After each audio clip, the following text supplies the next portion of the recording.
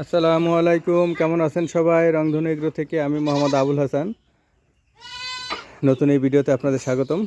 এই যে এখন হচ্ছে আমাদের ব্ল্যাক বেঙ্গল ছাগলের ফার্ম থেকে, ছাগলের ঘর থেকে ছাগলগুলোকে ছাড়া হবে চারণ ভূমির উদ্দেশ্যে। তো এটাই দেখাবো আপনাদের যে ওদেরকে রাস্তা দেখাতে হয় না, সাথে নিয়ে যেতে হয় না, একা একাই মনে করেন যে সকালবেলা ওদের চারণ ভূমিতে চলে যায়, আবার সন্ধ্যার সময় নিজে নিজেই আবার চলে আসে আমাদের এই ওদের এই থাকার ঘরে। রাতে এখানে থাকে আর দিনের বেলা চারণভূমিতে থাকে।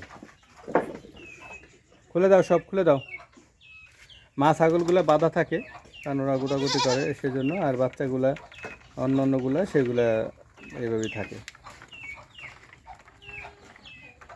আপনারা দেখতেছেন আমাদের ব্ল্যাক বেঙ্গল ছাগলগুলো আলহামদুলিল্লাহ সব সুস্থ আছে, সুন্দর আছে, তারপরে চঞ্চল আছে। শীতের সকাল তারপরেও মনে করেন যে মোটামুটি সব চাল রেডি হয়ে আছে ওরা চারণভূমিতে যাওয়ার জন্য।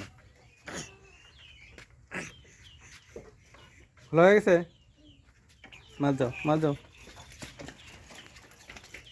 এখন এই ছাগলগুলো দেখেন ছেড়ে দিলেই একেবারে সব নিজেই সব চারণভূমিতে চলে যাবে। হ্যাঁ, ছেড়ে দাও। ওই যে বেরোচ্ছে সব, এই যে